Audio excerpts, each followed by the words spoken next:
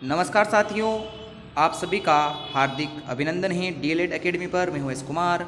इस वीडियो में हम भाषा संज्ञान यूनिट सेकंड क्लास 1 पढ़ रहे हैं। इससे पहले जनवरी में हमने भाषा संज्ञान की जो पहली यूनिट है 20 नंबर की वो पूरी कर ली हैं और अब हम जो हैं आपके फर्स्ट ईयर के एग्ज़ाम के लिए सेकेंड यूनिट का पहला वीडियो लेके आए हैं, जहां हम अति लघुत्रात्मक प्रश्नों को पढ़ने वाले हैं। यह यूनिट पूरे 10 नंबर की हैं। तो हम भाषा संज्ञान की पूरे जो एक पेपर है उसको 7 वीडियो में कवर करेंगे।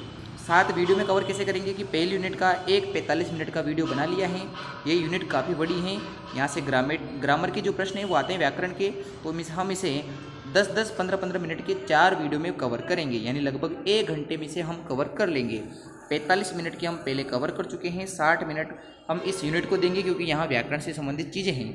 तीसरी जो यूनिट है, थर्ड यूनिट, उसे हम 2 वीडियो में कवर करेंगे और वो लगभग हम 30 मिनट में कवर कर लेंगे, 15-15 मिनट के 2 वीडियो बना के।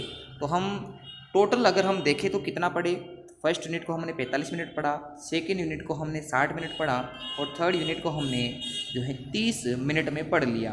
तो अगर हम टोटल काउंट करें तो 1.5 घंटा ये वाला, आधा घंटा यानी 2 घंटे 15 मिनट। आपको अगर पेपर के लिए जाना है तो 2 घंटे 15 मिनट आप इस हमारे जो 7 वीडियो बनेंगे उसको पढ़ लेना। आपको पूरा, चाहे छोटे प्रश्न हो, मीडियम साइज के प्रश्न हो या बड़े प्रश्न हो, सभी यहाँ पढ़ाए भी जाएंगे।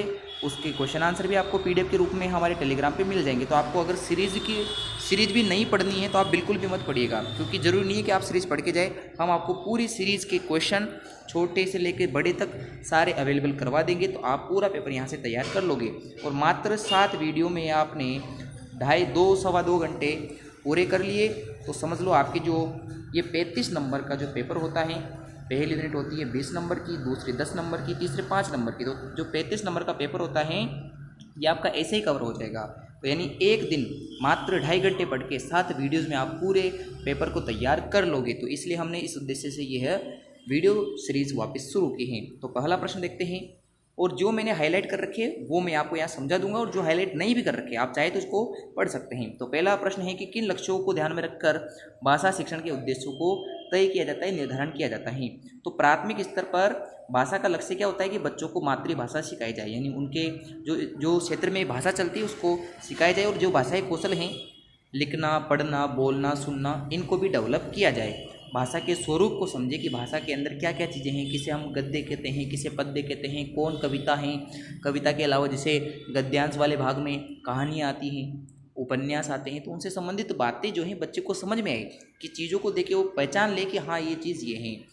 और शब्द भंडार का ज्ञान करवाना, शब्दों से उसका परिचय करवाना जो है, इन लक्ष्यों का ध्यान रखा जाता है भाषा शिक्षण के प्राथमिक कक्षाओं के लिए उद्देश्य होता है, और इन्हीं को ध्यान में रखते हुए पढ़ाया जाता है। दूसरा है संभाषण की स्थिति कब उत्पन्न होती है।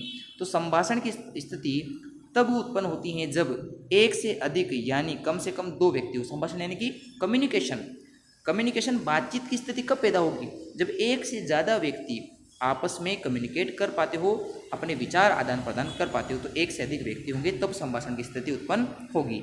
अगला प्रश्न देखते हैं, भाषा अर्जन में चीज़ों की क्या भूमिका होती है।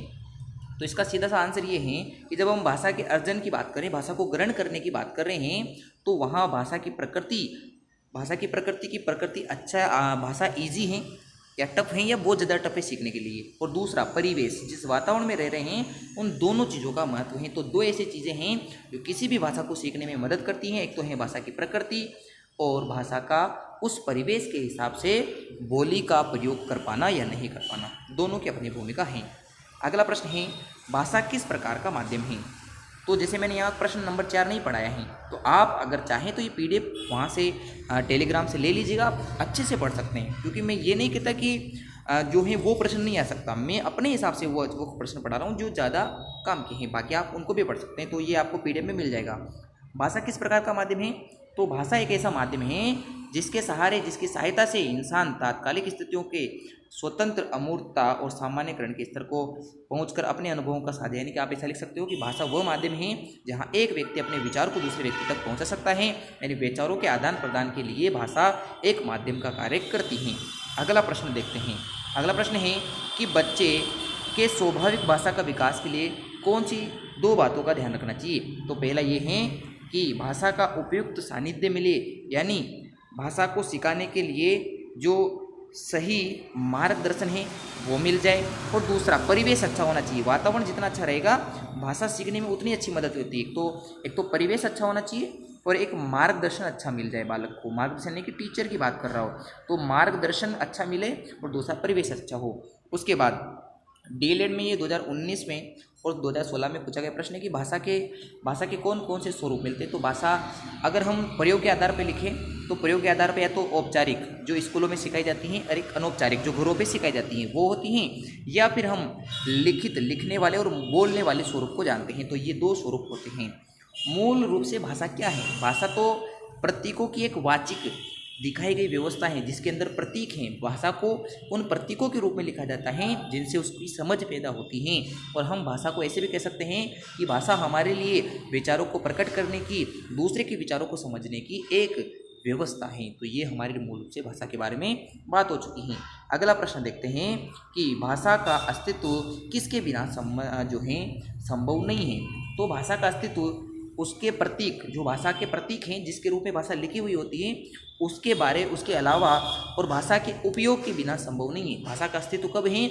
जहाँ तक उसका उपयोग किया जा रहा है और जहाँ तक उसके प्रतीकों का उपयोग है या उसके प्रतीकों से लोगों में समझ अच्छी पैदा हो रही है। वाणी का सबसे महत्वपूर्ण कार्य क्या है? वाणी का मतलब जो आप बोलते हो उसका महत्वपूर्ण कार्य क्या होता है? तो ये है वाणी का सबसे महत्वपूर्ण कार्य कि वास्तविकता को प्रतीकों में ढालना। जो एक्चुअल चीज़ें आपने जो देखा सुना वही आपने उस प्रतीक को उस चीज़ को प्रतीक के रूप में लिख दिया, ताकि अगर कोई उसे पढ़े तो उन प्रतीकों से वो चीज़ अनुभव कर पाए जो लिखी गई हैं। तो वाणी का ये सबसे महत्वपूर्ण कार्य होता है। अगला है भाषा क्या होती है। तो आपको मैंने भाषा की परिभाषा तो बता दी है कि भाषा वो है एक ऐसा माध्यम, एक प्रतीकों की ऐसी व्यवस्था जो व्यक्तियों के विचारों के आदान प्रदान करने की व्यवस्था के रूप में है, वो हमारी भाषा है। भाषा विज्ञान में ध्वनि का क्या आशय है? भाषा जो एक लैंग्वेज साइंस है, तो इसके अंदर ध्वनि जो साउंड है उसका क्या महत्व है? ध्वनि का मतलब यहाँ वर्ण से है। जो बोले गए शब्द होते अक्षर होते हैं उनको ध्वनि कहते हैं और जो लिखे होते हैं उनको वर्ण कहते हैं। तो यहाँ ध्वनि और वर्ण एक ही चीज़ है। तो हम ये देखते हैं कि भाषा के अंदर ध्वनि का क्या महत्व है।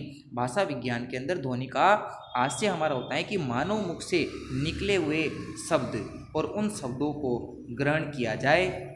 तो ये बात वाणी के द्वारा ही संभव होती है। ध्वनि विज्ञान किसे कहते हैं? तो ध्वनि विज्ञान यानी कि फोनेटिक्स किसे कहते हैं? तो फोनेटिक्स ध्वनि विज्ञान ऐसा विज्ञान है जहाँ ध्वनि के विषय में या ध्वनि के स्वरूप, स्ट्रक्चर, उसके टाइप्स, उसके प्रकार, उसके उच्चारण, प्रोनाउंसिएशन, उसके अवयव, इसके घटक और उसके नियम आदि के बारे में जानकारी दी जाती है। तो वो ध्वनि विज्ञान कहलाता है। बिल्कुल यही परिभाषा आपके अंग्रेजी के अंदर भी है कि फोनेटिक्स क्या है। तो फोनेटिक्स इज अ साइंस जो दैट आर डिस्क्राइब, जो डिस्क्राइब करती हैं structure of sounds, types of sounds, pronunciation of sounds, materials of sound and rules of sounds, यानी कि नियम, अवयव, उच्चारण, स्वरूप आदि को समझाने की जो साइंस है वही आपका ध्वनि विज्ञान कहलाता है। अगला है, और ये प्रश्न भी काफ़ी पूछा जाता है कि वर्ण या अक्षर किसे कहते हैं। तो अ, आ, आदि जो होते हैं वागींद्रिया जिन द्वारा व्यक्त करते हैं ये तो ध्वनियाँ हैं, और इन्हीं ध्वनियों का लिखित रूप, यानी हम आप ये कह सकते हैं कि जो ध्वनियाँ आपके मुख से उच्चारित की जाती हैं उन्हीं ध्वनियों का लिखित रूप वर्ण कहलाता है। और जैसे कि वर्ण हम बात करें अ, आ, ई आदि, ये जो हैं वर्ण होते हैं। तो वर्ण या अक्षर उस मूल ध्वनि को कहते हैं जो कान का विषय है, यानी जिसे कानों से सुना जाए और जिसके खंड न हो। तो ऐसी बात है जिसके आगे टुकड़े करना संभव नहीं है, वो सबसे छोटी इकाई जिसको बोला जाता है वो वर्ण कहलाता है। वर्णमाला किसे कहते हैं? तो वर्णों के उच्चारण समूह, जहाँ सारे वर्ण एक साथ इकट्ठे किए जाए, उनको उच्चारण किया जाए, तो वह समूह वर्णमाला कहलाती है। आप ऐसा कह सकते हो कि अक्षरों या वर्णों का समूह वर्णमाला कहलाता है। ध्वनि और वर्ण में क्या अंतर है? कि ध्वनि और वर्ण, ये मोस्ट इंपॉर्टेंट प्रश्न आप लगा लीजिए क्योंकि ये प्रश्न काफ़ी पूछा जाता है। 2 या 3 नंबर में भी से पूछ लेता है। अ, आ, ई, ये जो आदि शब्द अक्षर हैं इनको आप सुन पाते हो तो ये तो आपकी ध्वनियाँ हैं, और जब उन ध्वनियों को लिख पाते हो तो वो वर्ण कहलाते हैं। ध्वनि बोलने और सुनने दोनों के लिए हैं, जबकि वर्ण लिखने, पढ़ने और देखने के लिए होते हैं। तो ये आपका अंतर हो चुका है। अगले प्रश्न को देखते हैं। संवाद प्रक्रिया यानी कम्युनिकेशन प्रक्रिया के अंदर के अभ्यास से कौन सी क्षमताएं विकसित होती हैं? संवाद करेंगे, कम्युनिकेट करेंगे तो इससे फायदा क्या होगा? तो इसके अभ्यास करने से मूल शब्दों के आधार पर समझ बनती है। जो आपकी जैसे हिंदी भाषा है तो इसके शब्दों की समझ आपके अंदर विकसित होगी कि किस प्रकार के शब्द यहाँ प्रयोग में लिए जा रहे हैं और उन शब्दों का अर्थ क्या होता है, और प्रश्नों के उत्तर देने की क्षमताएं भी बढ़ती है। अन्यथा बालक को यदि संवाद नहीं करवाया जाएगा तो वह बोलने की क्षमता में, कम्युनिकेट करने की क्षमता में, अपने विचारों को प्रकट करने की क्षमता में जो है कमज़ोर रह जाएगा। इसलिए प्रश्नों के उत्तर देने और शब्दों की समझ विकसित करने के लिए संवाद प्रक्रिया के अंदर अभ्यास करवाया जाता है। अगला प्रश्न देखते हैं। भाषा की उत्पादकता यानी प्रोडक्टिविटी क्या कहलाती है, किसे कहते हैं? तो प्रत्येक भाषा में कुछ सीमित ध्वनियों से विविध शब्द या उनसे असीमित वाक्य बनाए जा सकते हैं, यही भाषा की उत्पादकता है। यानी एक शब्द को आप कई बार अलग अलग अर्थों में प्रयोग कर पाओ, या एक ही शब्द को आप अनेक अर्थों के रूप में प्रयोग कर पाते हो, तो यही भाषा की उत्पादकता है यानी प्रोडक्टिविटी है। जहाँ शब्द कम और अर्थ अनेक, जहाँ वाक्य कम किंतु अर्थ अनेक, तो ऐसी चीज़ें आपके सामने आती हैं। शब्द पद कब बन जाता है, यानी एक शब्द को हम पद कब कहेंगे? अर्थ संप्रेषण के आधारभूत इकाई शब्द हैं। अर्थ यानी कि समझ के आधार पर, वाक्य के अर्थ के आधार पर सबसे छोटी इकाई होती है शब्द, जिसका भी एक महत्व है।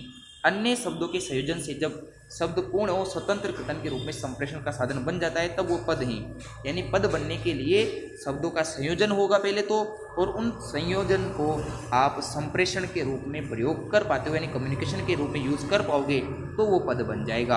अगला प्रश्न है कि वाक्य कब सार्थक संवाद कहलाता है, यानी कोई भी जो सेंटेंस है वो अच्छा कम्युनिकेशन कब कहलाएगा? जब वाक्यों में आकांक्षा, सनिधि और योग्यता का भाव हो। जिस आकांक्षा में जिस स्वरूप के लिए बात की जा रही है वो, और जिसके संदर्भ में बात की जा रही है वो, और भाषा की योग्यता का भाव अगर वहाँ प्रकट हो रहा है तो ऐसे वाक्य सार्थक संवाद कहलाते हैं। अगले प्रश्न को देखते हैं। बाकी आप जो प्रश्न मैं यहाँ स्क्रॉल कर रहा हूँ ऊपर, जो जिन प्रश्नों को हाईलाइट नहीं किया गया आप उनको भी पढ़िएगा। जरूरी नहीं कई बार प्रश्न वहाँ से भी आ सकता है, किंतु वो प्रश्न जो ज़्यादा इंपॉर्टेंट है मैं आपको वहाँ सामने आपके करवा रहा हूँ। अगला प्रश्न है कि वैज्ञानिक भाषा में कौन कौन से गुण होते हैं? ऐसी भाषा जैसे हिंदी भाषा वैज्ञानिक है, संस्कृत भाषा वैज्ञानिक है, तो इनका फायदा क्या है, इनके कौन कौन से गुण हैं? तो ये भाषा सुनिश्चित होती है, इनका एक निश्चित क्रम होता है, इनका उच्चारण स्पष्ट होता है, लिखने में आसान होते हैं, तार्किक भाषा है, और क्लिष्ट शब्दावली, एक निश्चित शब्दावली आपके सामने रहती हैं। तो ये आपके लिए वैज्ञानिक भाषा के गुण हो गए। अब हमें पूछ रहा है कि औपचारिक अनौपचारिक भाषा क्या है? तो ऐसी भाषा जो हम विद्यालयों, कार्यालयों इनके लिए यूज करते हैं, प्रयोग करते हैं, वो तो हमारी औपचारिक भाषा हो गई। और घरों में, पड़ोस में वो जो भाषा बोली जाती है उसे हम कहते हैं अनौपचारिक भाषा। आगे देखते हैं बोलचाल की भाषा और साहित्य की भाषा में क्या अंतर है। बोलचाल की भाषा ज़्यादातर अनौपचारिक भाषा का प्रयोग किया जाता है, और जो साहित्य की भाषा होती है वह औपचारिक शब्दों से जो है भाषा को लिखा जाता है। तो बोलचाल की भाषा साहित्य भाषा से अलग होती है, क्योंकि विशिष्ट जो औपचारिक भाषा है उसका प्रयोग साहित्य के अंदर होगा और सामान्य भाषा का एक अनौपचारिक रूप प्रयोग होता है। कार्यालय जो पत्र लिखे जाते हैं उनमें कौन सी भाषा का प्रयोग होता है? तो औपचारिक भाषा। मैंने आपको कहा अभी कि कार्यालय जो पत्र हैं वो साहित्य के रूप में, भाषा के रूप में प्रयोग करेगा, क्योंकि वहाँ एक औपचारिक भाषा होनी चाहिए कि किसी कार्यालय के अंदर, किसी विद्यालय के अंदर, किसी संस्था के लिए जो भाषा यूज में होती है वो औपचारिक भाषा है। अगला है जो आपके सामने प्रश्न है, उत्पत्ति के आधार या व्युत्पत्ति के आधार पर शब्द कितने प्रकार के होते हैं? तो 3 प्रकार के। एक तो रूढ़ शब्द, एक यौगिक शब्द और एक योग रूढ़ शब्द। आपको डिटेल में अगले जो वीडियोज आएंगे उनमें बता दिया जाएगा कि शब्द कितने प्रकार के हैं, क्योंकि यहाँ आपको सिर्फ आंसर इतना लिखना है कि कितने शब्द है, और यदि मैं यहाँ डिटेल देना स्टार्ट करूँ तो काफ़ी लंबा वीडियो हो जाएगा। शब्द क्या है? तो वर्णों के मेल से बना एक सार्थक ध्वनि शब्द समूह, सार्थक ध्वनि समूह शब्द कहलाता है। यानी वर्णों से बनी हुई एक ऐसी सार्थक ध्वनि समूह जिसका एक कुछ न कुछ सही अर्थ निकलता हो, वो आपका शब्द कहलाता है। जैसे क, म, ल, ये अक्षरों से वर्णों से मिलके तो बन गया। इसको मकल भी लिखा जा सकता था, पर मकल का कोई अर्थ नहीं निकलता है। तो कमल वो है जहाँ वर्णों को एवं ध्वनियों को सही क्रम में जमाया जाए, उनका एक सार्थक अर्थ निकले। अगला आपसे ये पूछा है इसकी शब्द और पद में अंतर क्या है। शब्द जो है केवल सार्थक वर्ग समूह है, शब्द को से अर्थ प्रकट करता है, किंतु पद जो है वाक्यों का जो है वाक्यों से बना होता है और इसके अंदर लिंग वचक कारक आदि सभी बटे होते हैं। यानी एक पूरा पद जो है इसमें लिंग भी होगा, यानी पुल्लिंग स्त्रीलिंग, इसके अंदर वचन भी होगा, एक वचन द्विवचन, और उसके अंदर कारक कर्ता ने क्रम को, ऐसे जो हैं वो शब्द आपको देखने को मिलेंगे। तो शब्द मतलब यहाँ हम कह सकते हैं कि पद जो हैं वो एक तरह से वाक्य का कार्य करता है और शब्द केवल वर्णों की ध्वनियों का समूह होता है। आगे हम अगले प्रश्नों को देखते हैं कि चित्रों के माध्यम से बच्चों को क्या लाभ मिलता है। चित्र दिखाकर पढ़ाने से या शिक्षण से क्या माध्यम लाभ मिलता है। तो चित्र या जो चित्रों के माध्यम से शिक्षण होता है, यह बालक के लिए सहजता पैदा करता है। उसे वो जो प्राकृतिक माहौल है, प्राकृतिक वातावरण है, उसी के अंदर सिखाने में मदद करता है। चीज़ों को, विषय वस्तु के प्रभावशाली बनाता है विषय वस्तु को। तो 3 हो गए। भाषा को सहज बनाता है, प्राकृतिक माहौल में सिखाता है, आपको केवल पॉइंट्स बना के लिखने हैं। और तीसरा है भाषा का प्रभाव इसके अंदर ज़्यादा होता है, यानी प्रभावशाली भाषा होती है और इसके अंदर क्रिएटिविटी, सृजनात्मकता का भी पोषण हो जाता है। अगले प्रश्न को देखते हैं कि कहानी सुनने और सुनाने के फायदे क्या हैं। तो पहला फायदा तो ये है कि बच्चों के लिए रुचिकर होती हैं कहानियाँ सुनाने से, उनकी क्रिएटिविटी बढ़ती है। वो उस कहानी को सुन के घर पे जाके अपने हिसाब से नरेट कर सकते हैं उस चीज़ को। किसी दूसरे को सुनाएंगे तो उनके अंदर जो है काल्पनिक चीज़ों को वो भी जोड़ना स्टार्ट करते हैं, तो सृजनात्मकता बढ़ जाएगी। और दूसरी चीज़, उनकी कल्पनाशीलता बढ़ती है, विचारों की शीलता बढ़ती है। जहाँ विचार उनके अंदर आएंगे तो ही वो कल्पना कर पाएंगे। तो ये बात होती है छोटे प्रश्नों की। बड़े प्रश्न का वीडियो कल बनाएंगे। तो आपको ये वीडियो कैसा लगा हमें कमेंट करके बताना है। वीडियो अच्छा लगा हो तो वीडियो को लाइक ज़रूर कीजिएगा।